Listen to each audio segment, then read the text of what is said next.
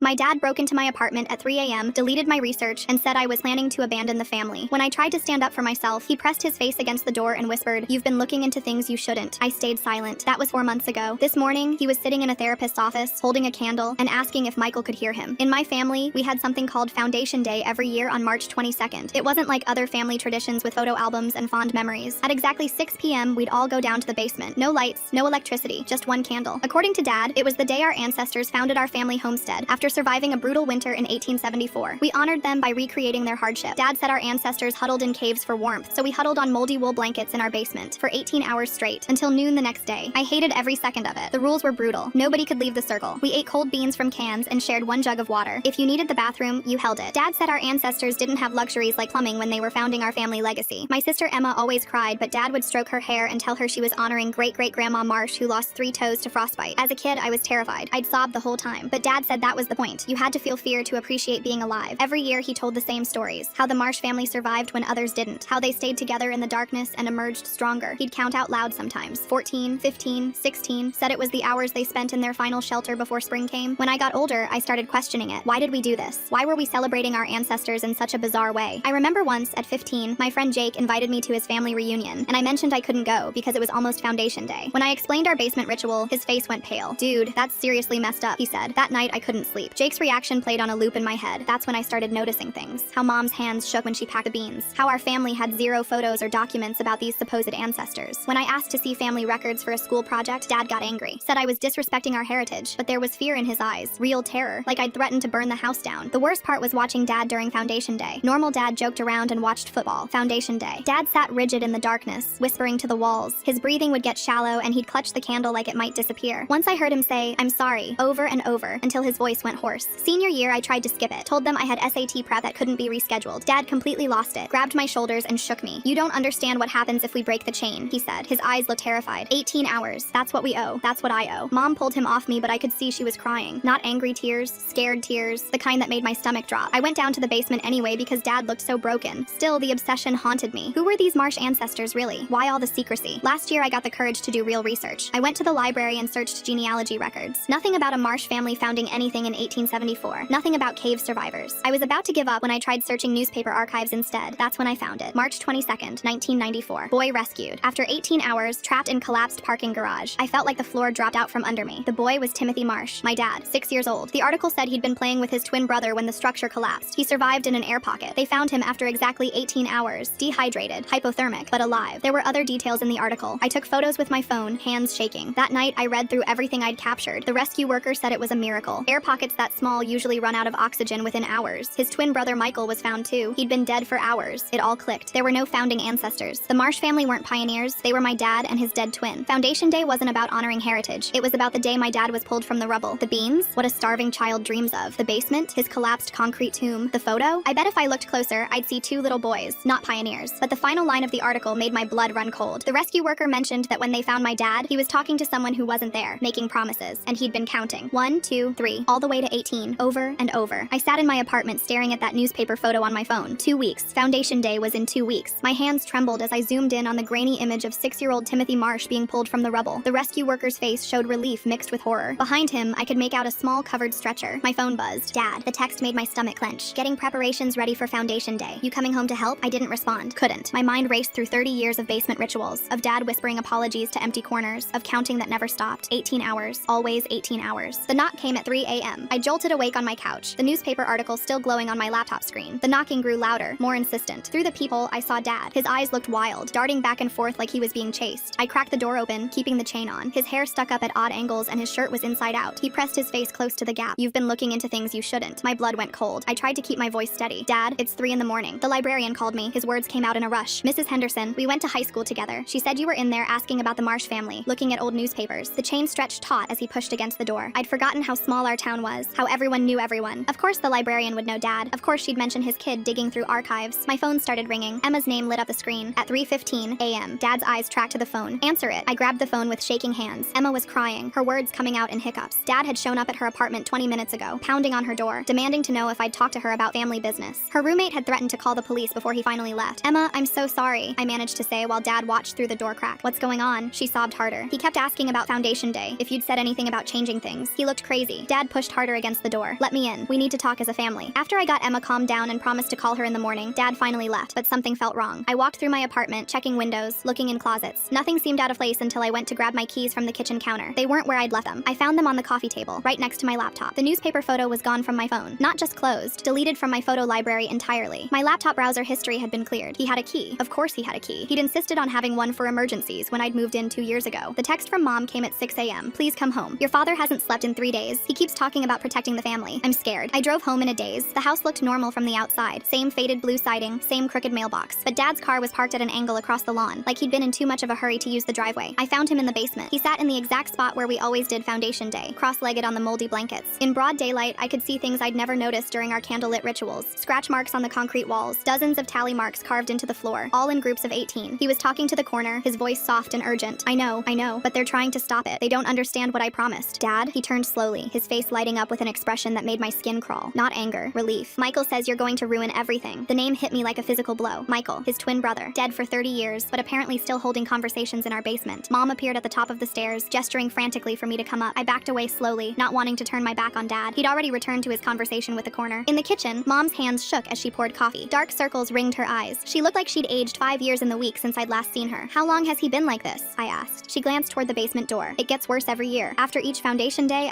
She stopped, pressing her lips together. You what? I crushed sleeping pills in his food for about a week after. It's the only way to get him to rest. The confession came out in a whisper. Otherwise, he stays awake, counting, always counting to 18. Mom, I know what it is. Her voice turned sharp. You think I don't know? But what am I supposed to do? He's my husband, Emma's father, your father. Emma arrived an hour later, looking as exhausted as the rest of us. Dad had called her 14 times since leaving her apartment. She showed me the voicemails, his voice getting progressively more agitated, talking about family loyalty and keeping promises. He made me promise, Emma said quietly while Mom was in the bathroom. Last year, after foundation day. What's really going on with Dad's counting and these basement conversations? I'm curious why he needs everyone else there if this is about his personal trauma. Seems like there's something deeper he's not saying about those 18 hours in the rubble. He pulled me aside and made me swear that if anything happened to him, I'd keep doing it. Keep the tradition alive. Emma, you can't. I know. She wiped at her eyes. But you didn't see his face. He looked so desperate. He said Michael was counting on us. I thought about the newspaper article about 6-year-old Timothy talking to his dead brother while rescuers dug him out, making promises to someone who could no longer hear them. That afternoon, while Mom kept Dad occupied, I searched his study. I knew I was violating his privacy, but I needed answers. In the bottom drawer of his desk, hidden under tax returns, I found it. A leather journal, its pages filled with Dad's cramped handwriting. But these weren't normal journal entries. They were conversations, full dialogues between Dad and Michael, dated all the way up to last week. Michael, they're going to try to stop you. Me, I won't let them. Michael, you promised. 18 hours. Me, every year. I haven't forgotten. Michael, it's getting harder to breathe down here. Me, I know. I'm sorry. I'm so sorry. Page after page of apologies, promises, and increasingly frantic reassurances that the ritual would continue. The most recent entry made my hands shake. Michael says he can see them planning, says they want to abandon us, but I won't let that happen. 18 hours. That's what I owe. That's what we owe. He protected me for 18 hours in that pocket of air, keeping me calm, telling me stories. Now I protect him. The journal slipped from my hands as Dad's voice came from behind me. He protected me for 18 hours. I protect him forever. He stood in the doorway, calm now. The wild look had faded, replaced by something worse. Absolute certainty. Dad, Michael is, don't. He held up a hand. Don't you dare say it. You weren't there. You don't know what those 18 hours were like. What he did for me. He was 6 years old, Dad, just like you. He kept me alive. Dad's voice broke. In that darkness, when the air was running out, he kept talking, kept me focused, made me promise to remember him, to honor those 18 hours. He walked to his desk, picked up the journal. Every foundation day, he comes back. I can feel him in that basement, waiting. The same corner where we huddled in the collapse. The same darkness. The same fear. Dad, you need help. Number. He clutched the journal to his chest. What I need is my family. Together. Like always. The next few days blurred together. Dad started showing up at my workplace, telling my coworkers I was having mental health struggles and needed family support. My boss pulled me aside, concerned, suggesting maybe I should take some time off to deal with family issues. I reread old texts from Dad with new eyes. Messages I thought were just typical parent stuff took on darker meanings. Family is everything. Some bonds can't be broken. You'll understand when you have kids of your own. Threats disguised as love. He was working on Emma too, calling her constantly, reminding her of every time I'd let her down as a sibling, how I'd missed her college graduation because of work, how I'd forgotten her birthday 2 years ago, building a case that I was selfish, unstable, someone who would destroy the family. Maybe he's right, Emma said during one of our secret coffee meetings. Maybe you should just let this go. It's one day a year. Emma, he's sick. He needs professional help. He's processing trauma his way, she repeated, and I recognized the words. The family doctor, Dad's childhood friend, had said the same thing when I'd tried to voice my concerns at my last checkup. I started noticing Dad everywhere. His car in the parking lot when I left work. A glimpse of him in the grocery store aisle. One night, coming home late from a friend's house, I found him in my apartment building's basement, just standing there in the dark. The basement here reminds me of home, he said when I found him. Same smell, same feeling. That's when Jake reached out. We hadn't talked in years, but he'd heard through the small town grapevine that I was having family problems. My therapist says what you described back in high school sounds like serious abuse, he told me over coffee. The isolation, the rituals, the fear, that's not normal family tradition. I wanted to cry with relief. Someone else saw it. Someone else understood. Mom agreed to meet me at a diner on the edge of town, where Dad wouldn't think to look for us. She looked even worse than before, her cardigan hanging loose on her frame. "I can't abandon him," she said before I could speak. "He's sick, I know that, but he's my husband. Mom, he needs professional help, real help." She rolled up her sleeve, revealing bruises in the shape of fingerprints. He grabbed me when I suggested we skip foundation day this year, not to hurt me. He was terrified, kept saying Michael would be angry. "Then we need to, no police." She pulled her sleeve down. "No authorities. You don't understand what this town is like. Everyone knows everyone. They all think he's just quirky, devoted to family tradition." I showed Emma the newspaper article that night. Her face went pale as she read about the collapse, about Michael, about the 18 hours. "Oh my God," she whispered. "All those stories about ancestors, all lies, or delusions. I don't know which is worse." She looked up at me, tears streaming. "We can't do this anymore. We can't go down to that basement and pretend we're honoring some family legacy when really we're, what, reenacting his trauma?" "No," I agreed. "We can't." That's when the text came through to both our phones simultaneously. "Foundation day is in 1 week. Attendance is not optional." Dad's message hung between Emma and me like a physical threat. We sat in my apartment, both staring at our phones, neither speaking for several long minutes. Emma's hands trembled as she set her phone face down on the coffee table. The next morning, Dad appeared at Emma's workplace. Her manager later described how Dad had stood in the lobby for 20 minutes, explaining to anyone who would listen that his daughter was going through a difficult time and needed family support. He mentioned my concerning behavior and how I was trying to turn Emma against her own family. By lunch, 3 of Emma's co-workers had pulled her aside to ask if she was okay, if she needed help dealing with her troubled sibling. Emma called me from her car, voice shaking with anger and humiliation. Dad had effectively painted her as a victim, and me as the aggressor. The manipulation was surgical in its precision. That evening, I discovered Dad had been busier than I'd realized. My landlord knocked on my door, explaining that my father had stopped by to express concerns about my mental state. Dad had suggested, ever so helpfully, that perhaps the landlord should keep an eye on me, maybe check in more frequently. The landlord, a kind elderly man who'd known Dad for years, promised he would. I recognized the pattern from psychology textbooks I'd been frantically reading. Isolation, discrediting, creating a narrative where I was the problem, not him. Classic manipulation tactics employed by someone desperate to maintain control. Mom's sister called me the next day. She'd noticed Dad counting under his breath at Sunday dinner, his lips moving silently as he carved the roast. 14, 15, 16, 17, 18, over and over. When she'd asked if he was feeling all right, he'd snapped at her with such venom that her husband had stood up from the table. The construction site where the parking garage had collapsed was only 40 minutes from our house. I drove there on Tuesday morning, needing to see the place where it all began. A strip mall stood there now, unremarkable and bland. But in the back corner of the parking lot, I found a small memorial plaque I'd never known existed. In memory of those lost in the Riverside parking garage collapse, March 22nd, 1994. Michael Marsh's name was third on the list. As I stood there, my phone buzzed. A text from an unknown number. When I opened it, my blood ran cold. It was a photo of me, standing at the memorial, taken from maybe 50 feet away. The message below read, "Dad thought you might come here." I spun around, scanning the parking lot, but saw no one. Another text arrived. This time it was a screenshot of my recent Google searches about trauma, PTSD, and involuntary commitment procedures. My laptop. Dad still had access to my apartment. I changed my locks that afternoon, but the damage was done. Dad had been monitoring me, building his case. Every search I'd made, every article I'd read about helping someone with trauma-induced delusions, he knew it all. Emma met me at a park the next day, choosing a bench in the middle of an open field where we could see anyone approaching. She looked exhausted, dark circles under her eyes matching Mom's. She pulled out her phone and showed me a series of texts from Dad, each one more manipulative than the last. He reminded her of when I'd missed her high school graduation, of the Christmas I'd spent with a girlfriend's family instead of coming home, of every perceived slight and abandonment, real or imagined, stretching back decades. But the final text was the worst. "Michael says he's disappointed in you for listening to your sibling. He thought you were different. He thought you understood about family loyalty." Emma's voice cracked as she explained that Dad had never mentioned Michael to her before, not once in all their Foundation Day conversations. But now, suddenly, Michael had opinions about her choices. That's when I made a decision. I pulled out my phone and searched for trauma specialists in nearby cities. If our small town wouldn't help, I'd find someone who would. After 6 calls, I found Dr. Sarah Chen, who specialized in trauma-induced psychosis and had experience with cases involving deceased siblings. Dad's monitoring game is stronger than my phone's parental controls, screenshots of search history, memorial stalking, and suddenly Michael has opinions about Emma's loyalty. This ghost brother just became the world's pickiest supernatural life coach. Dr. Chen listened to my abbreviated explanation and agreed to an emergency consultation. She couldn't treat Dad without his consent, but she could advise us on how to handle the situation. Her first piece of advice was stark: document everything. So I started recording every interaction, every text, every voicemail. Emma did the same. Mom, when we carefully approached her about it, revealed she'd been documenting Dad's behavior for years. She showed us a hidden folder on her laptop filled with videos taken secretly on her phone. Dad talking to empty corners, Dad carving tally marks into the basement floor, Dad sitting in the dark at 3 a.m. counting. The videos spanned 5 years. In the earliest ones, Dad's conversations with Michael were occasional, mostly around Foundation Day. But each year they became more frequent, more urgent. In the most recent video, from just last month, Dad was bargaining with the empty corner, promising Michael that the family would never abandon their tradition. Mom also revealed something that made my stomach drop. She'd found sewer slide notes, plural, one for each year, all dated March 23rd, the day after Foundation Day. Dad wrote them before each ritual and threw them away after. But Mom had been secretly keeping them, hiding them in a safety deposit box Dad didn't know about. The notes all said variations of the same thing. If the ritual was ever broken, if the family ever failed to honor those 18 hours, Dad would join Michael. He couldn't bear the thought of Michael waiting alone in the dark. 3 days before Foundation Day, Dad's behavior shifted. He stopped going to work, calling in sick with a voice that sounded perfectly normal. He spent his days preparing the basement, making it authentic. Mom watched him carry down blankets, jugs of water, cans of beans, but she also saw him bring down other things: a propane heater, several containers of gasoline, gasoline, a lock for the basement door that could only be opened from the inside. When Mom confronted him about the lock, Dad's mask finally slipped completely. He grabbed her shoulders, his fingers digging in hard enough to leave new bruises, and explained with terrifying calm that the family needed to understand commitment, that Michael had been locked in the collapsed garage, unable to leave. The least they could do was experience that same helplessness. Mom called me sobbing from her car. She'd fled the house and was sitting in a grocery store parking lot afraid to go home. That's when I knew we couldn't wait for Foundation Day. We needed to act now. I called Jake's family. His parents, both retired teachers, had dealt with troubled families before. They agreed to help however they could. Jake's mother offered their guest room to Mom, while his father reached out to a friend who was a retired crisis counselor. But when Mom went back to pack a bag, Dad was waiting. He'd been calm, she told us later, apologetic even. He explained that the stress of Foundation Day always affected him, but that everything would be better once it was over. He promised no locks on the door, promised it would be just like every other year. Mom wanted to believe him. After 30 years of marriage, she wanted to believe that the man she loved was still in there, underneath the trauma and delusion. So she stayed. Emma and I made a pact that night.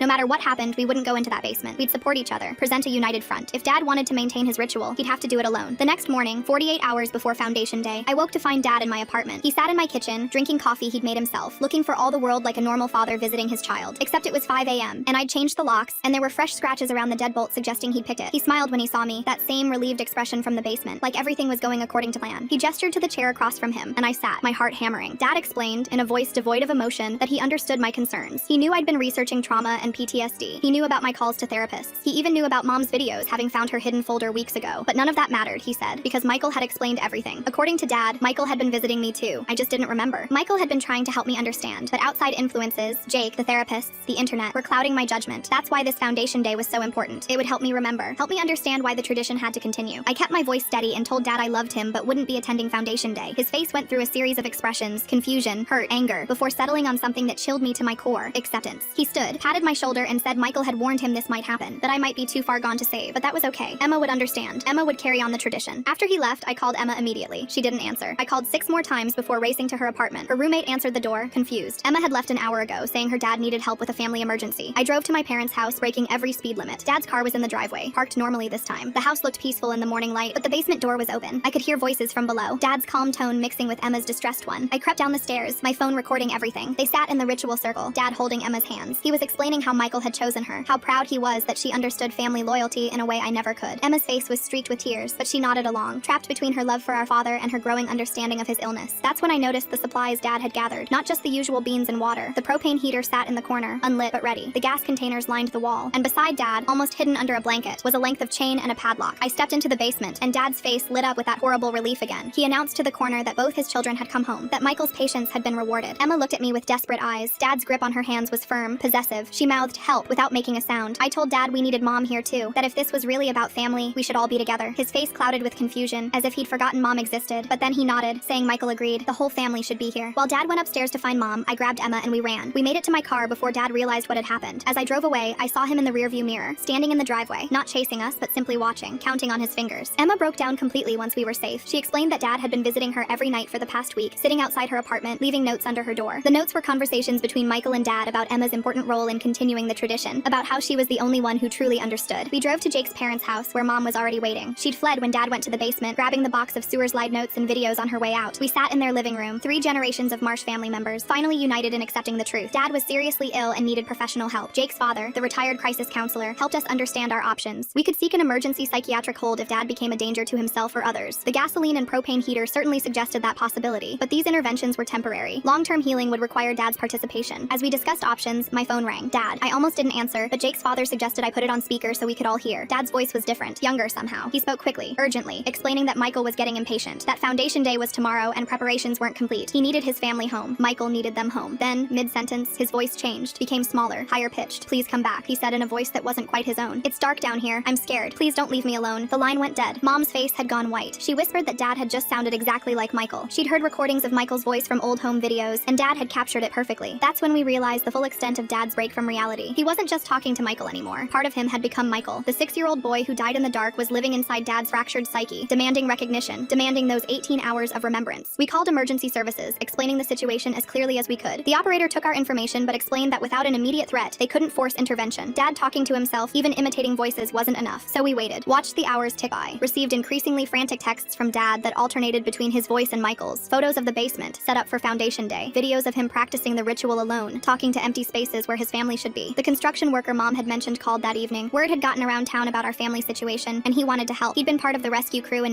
1994. He remembered that day vividly. That voice change has me wondering what's really happening in Dad's mind. Did he practice Michael's voice from those old videos Mom mentioned? Or is this something deeper? The timing of him becoming Michael right when the family refuses to participate feels too convenient somehow. He told us something that reframed everything. Michael hadn't died instantly in the collapse. He'd been alive for hours, trapped in a different pocket of air from Timothy. The boys could hear each other through the rubble. Michael had kept Timothy calm, telling him stories, making him promise to remember them, making him promise to tell everyone how brave Michael had been. But as the hours passed, Michael's voice had gotten weaker. Timothy had begged him to keep talking, had promised anything if Michael would just stay awake. The rescue worker said they could hear Timothy making increasingly desperate promises through the rubble. "I'll never forget you. I'll tell your stories every year. I'll make sure you're never alone in the dark again." By hour 15, Michael had stopped responding, but Timothy kept talking, kept promising, kept counting the hours until help arrived. When they finally pulled him out at hour 18, he was still talking to his brother, still making promises to someone who could no longer hear them. The rescue worker's voice broke as he explained that Timothy had fought them when they tried to take him away from the collapse site. He'd screamed that Michael was still down there, that he couldn't leave him alone. It had taken 3 adults to carry the hysterical boy to the ambulance. Now I understood. Foundation Day wasn't just about remembering trauma. It was about keeping a promise made by a terrified 6-year-old to his dying brother, a promise that had metastasized over 30 years into a dangerous delusion. As we sat with this new understanding, Mom's phone buzzed, a text from Dad, a photo of the basement, but something was different. He'd used the gasoline to write words on the concrete floor, 18 hours or forever. Below the photo was a single line of text. "Michael says it's time to choose. Foundation Day would begin in 12 hours. The emergency responders arrived at dawn. 12 hours before Foundation Day was set to begin, Mom had finally convinced them that Dad's gasoline message constituted a credible threat. 2 patrol cars and an ambulance pulled up quietly, no sirens, trying to avoid escalating the situation. I watched from Jake's parents' living room window as the officers approached our house. Dad must have been watching too because he appeared on the front porch before they reached the door. He looked composed, almost serene, wearing his best shirt like he was heading to church. The lead officer spoke with him for several minutes. Even from across the street, I could see Dad's gestures, calm, reasonable, reassuring. He nodded along, occasionally pointing toward the house as if explaining something perfectly logical. After 10 minutes, the officers started looking relaxed. One even laughed at something Dad said. Mom gripped my arm hard enough to leave marks. We both knew what was happening. Dad was doing what he'd always done, charming authority figures, making his obsession sound like harmless family tradition. The officer's body language had shifted from cautious to sympathetic. Emma started recording on her phone as Dad invited the officers inside. They followed him willingly, probably expecting to find a normal family home with a concerned father dealing with difficult adult children. We lost sight of them for 20 agonizing minutes. When they emerged, Dad was shaking hands with both officers. They walked back to their cars looking satisfied, case closed. The ambulance pulled away without a passenger. As the patrol cars left, Dad stood on the porch and looked directly at Jake's parents' house. He raised his hand in a small wave. Mom broke down completely. 30 years of marriage, of enabling, of looking the other way, it all came crashing down as she watched those police cars drive away. She'd finally found the courage to ask for help, and Dad had neutralized it with a smile and reasonable explanations. Jake's mother made Mom tea while his father called the crisis counselor friend for advice. The counselor explained what we already suspected. Without clear evidence of immediate danger, authorities were reluctant to intervene in family matters. Dad presenting as calm and rational made involuntary commitment nearly impossible. Emma kept checking her phone obsessively. Dad had been texting her every few minutes, alternating between his voice and Michael's. The messages from Michael were getting increasingly desperate, begging her to come home, saying he was scared and alone. The psychological torture was precise and relentless. I made a decision that went against every expert recommendation. If the system wouldn't help us, I'd go back and document everything myself. Get video evidence of Dad's preparation, his conversations with Michael, the gasoline and propane. Something authorities couldn't dismiss. Mom tried to stop me, but I explained that we needed proof. Real, undeniable proof that Dad was planning something dangerous. Emma insisted on coming with me, saying she couldn't let me face him alone. We compromised. She'd wait in the car with the engine running while I went inside. The house felt different when we pulled up. All the curtains were drawn, making it look abandoned despite Dad's car in the driveway. The front door stood slightly open, like an invitation, or a trap. I entered through the kitchen, phone recording everything. The house was silent except for a faint sound from below. Dad's voice, steady and rhythmic, counting. I crept toward the basement door, trying to control my breathing. The smell hit me first. Gasoline fumes, strong enough to make my eyes water. I peered down the stairs and saw flickering candlelight dancing on the walls. Dad had already started, even though Foundation Day wasn't supposed to begin for another 8 hours. He sat in the center of the ritual circle, surrounded by the supplies he'd gathered. The propane heater glowed softly in the corner. Gas cans formed a semicircle around him, but what made my blood freeze was the chain. One end locked around his ankle, the other secured to a support beam. Dad wasn't just prepared to keep us in the basement. He'd made sure he couldn't leave. He must have heard me because his counting stopped. Without turning around, he spoke in that younger voice, Michael's voice. He thanked me for coming home, said he'd been so scared waiting alone. Then his voice shifted back to normal, explaining that Michael understood now why the family couldn't come. They were too influenced by the outside world, but that was okay. He and Michael would complete the ritual together. I tried reasoning with him, explaining that Mom and Emma were worried, that we all loved him and wanted to help. Dad laughed, not cruelly, but with genuine warmth. He said he knew we loved him, and he loved us too. That's why he was doing this, to keep his promise, to make sure Michael was never abandoned again. The math was simple, he explained. 18 hours every year for 30 years. That was 540 hours he'd given Michael, but it wasn't enough, would never be enough. Michael had spent his last hours keeping Timothy calm, telling him stories, dying slowly in the dark so his brother could live. The debt could never be repaid, unless. Dad held up a key, the one to his ankle chain. He explained that he'd wait the full 18 hours, like always. But this time, when it ended, he had a choice. Unlock the chain and continue the cycle next next year, or drop the key down the old heating grate where no one could reach it. Stay with Michael forever. Finally balance the scales. I begged him to come upstairs, to talk to Dr. Chen, to try medication or therapy or anything else. Dad's response chilled me. He said he'd already tried therapy years ago when I was young. The therapist had wanted him to let Michael go, to process his grief. But letting go meant breaking his promise. It meant leaving a 6-year-old boy alone in the dark forever. So he'd stopped going. Told Mom the therapist said he was fine. And for a while, the ritual had been enough. 18 hours a year to honor his brother, to keep his promise. But lately, Michael's voice had been getting louder, the guilt heavier, the counting constant. Dad looked at me then, really looked at me, and for a moment I saw the father I remembered from childhood, the one who taught me to ride a bike and cheered at my soccer games. He asked me to tell Emma he was sorry for scaring her, to tell Mom he loved her, to remember the good times, not this. Then he turned back to his circle and resumed counting. I ran, up the stairs, out of the house, into the car where Emma waited. She took one look at my face and drove, not asking questions until we were miles away. When I finally explained what I'd seen, she pulled over and we both sobbed. We called emergency services again, reporting the chain, the gasoline, the propane. This time they took it seriously. Fire department, police, paramedics, all racing toward our childhood home. Emma and I followed at a distance, afraid to hope. By the time we arrived, the scene was chaos. Emergency vehicles blocked the street. Neighbors stood on their lawns watching. Mom had arrived somehow, standing with Jake's parents near the police tape. Her face was blank with shock. A firefighter emerged from the house and spoke with the incident commander. Even from where we stood, we could see the frustration in their body language. Emma and I pushed closer, trying to hear. Dad had barricaded the basement door from the inside. Not aggressively. He'd simply wedged it shut and explained calmly that he was observing a family tradition and would appreciate privacy. He assured them he meant no harm to anyone, including himself. He just needed 18 hours. When they mentioned the gasoline, he laughed and said it was for the generator in case the power went out. The propane heater, the basement got cold, the chain around his ankle, a personal choice to ensure he honored his commitment. He had the key. He'd unlock it when the time was up. Everything was fine. The incident commander was in an impossible position. Dad sounded rational. He wasn't threatening anyone. He claimed the gasoline was stored safely. The propane heater was up to code, without clear evidence of immediate danger. Forcing entry could escalate a stable situation. They decided to wait, monitor the situation, try to establish dialogue. A negotiator arrived and spent 3 hours attempting to engage Dad through the door. Dad responded politely but firmly. He was fine. His family was overreacting. He'd come out when the 18 hours were complete. As afternoon faded to evening, our family stood vigil in Jake's parents' yard. Emma clung to Mom, both of them exhausted from fear and grief. I watched the house, counting the hours like Dad had taught us. 6 o'clock came and went, the official start of Foundation Day. Around 8, smoke began seeping from the basement windows. The firefighters rushed in, axes breaking down the door Dad had so carefully wedged shut. Smoke poured out, thick and black. We could hear shouting, the crash of equipment, the hiss of water meeting flames. They brought Dad out on a stretcher, unconscious but breathing, overcome by smoke inhalation. The propane heater had malfunctioned, though whether by accident or design, no one could say. The fire had spread to the stored gasoline, creating a toxic cloud that would have culled him if firefighters hadn't broken through. At the hospital, Dad drifted in and out of consciousness for days. When he finally woke fully, he seemed confused. He asked for Michael, then caught himself, asked for Mom instead. The doctors explained that oxygen deprivation could affect memory, personality, behavior. Only time would tell what damage had been done, but something had shifted. The certainty was gone from Dad's eyes. He looked at us like he was seeing clearly for the first time in years. When Emma tentatively took his hand, he squeezed back and whispered an apology that broke our hearts. The psychiatric evaluation was mandatory after the incident. Dr. Chen consulted with a hospital psychiatrist, sharing our documentation, the videos, the 30-year pattern. Dad didn't fight it. He sat through the sessions, answered questions, submitted to tests. The diagnosis was complex. PTSD, complicated grief, dissociative episodes triggered by survivor guilt. Treatment would be long, intensive therapy, medication trials, possibly inpatient care. Dad agreed to all of it with the exhaustion that suggested the fight had finally gone out of him. Or perhaps Michael's voice had finally gone quiet. The house was uninhabitable. Smoke and water damage had destroyed the basement and first floor. Mom stayed with Jake's parents while insurance sorted things out. Emma went back to her apartment but called Mom every night. I returned to work, deflecting concerned questions from co-workers who'd heard various versions of the story. 6 months later, Dad was stable enough for supervised visits. We met at a neutral location, a therapist's office designed for family sessions. Dad looked older, but clearer, like fog had lifted from his features. He spoke carefully, acknowledging the pain he'd caused while avoiding the spiral of guilt that had trapped him for so long. He told us about Michael, not the voice in his head, but his actual brother, a boy who loved dinosaurs and hated vegetables, who always let Timothy win at games, who sang silly songs when Timothy got scared. For the first time in 30 years, Dad was remembering Michael as he'd actually been, not as a weight of obligation and guilt. The warehouse at the collapse site, Dad admitted he'd been visiting it, but not to maintain a shrine. He'd been trying to understand why that place held such power over him. The therapist helped him realize he'd been attempting to control trauma by returning to its source, trying to master fear by facing it repeatedly. Mom filed for separation, not divorce. She loved Dad, but couldn't return to enabling his illness. She needed to heal too, to understand her own role in maintaining the toxic dynamic. They attended couples counseling separately and together, working through 3 decades of accumulated damage. Emma struggled most. She'd internalized Dad's manipulation, believed she was responsible for continuing the tradition. Her own therapy focused on breaking free from that narrative, on understanding that love didn't mean enabling someone's self-destruction. As for me, I carried my own guilt. Guilt for not seeing Dad's illness sooner, for participating in the ritual all those years, for the final confrontation that nearly culled him. My therapist reminded me that children aren't responsible for their parents' trauma, that recognizing abuse doesn't mean not loving the abuser. Foundation Day came again the next year, March 22nd. Dad was in a residential treatment facility, working through exposure therapy with trained professionals. Mom was taking pottery classes, finding herself after decades of managing Dad's illness. Emma had started dating someone who knew our family history and loved her anyway. I spent the day normally. Went to work, grabbed lunch with a colleague, watched a movie that evening. But at 6 o'clock, I lit a candle. Not for 18 hours, not in a basement, just a moment of acknowledgement for 2 boys who'd suffered an unimaginable trauma, and for the family still learning to heal from its echoes. The candle flickered in my apartment window as I thought about cycles and breaking them, about promises that bind and love that sometimes means letting go, about the difference between honoring the past and being trapped by it. I blew out the candle after a few minutes and made dinner. Life continued, imperfect but moving forward. The Marsh family tradition had finally ended, replaced by something harder but healthier, the ongoing work of recovery. Dad called that evening from the treatment center. Brief check-ins were part of his therapy. He sounded tired but present, asking about my day, sharing a small breakthrough from group session. Neither of us mentioned what day it was. We didn't need to. The date had lost its power over us, becoming just another square on the calendar. After we hung up, I sat in the gathering darkness of my apartment, not counting hours or making promises to ghosts, just breathing, existing, allowing myself to be free from the basement of inherited trauma. It wasn't a dramatic ending, no neat resolution or perfect healing, just a family learning, slowly and imperfectly, how to live with their history without being defined by it. The real work was just beginning. Hi guys, this is Mini Fable Fever. If you enjoy my content, please like and subscribe for more content like this.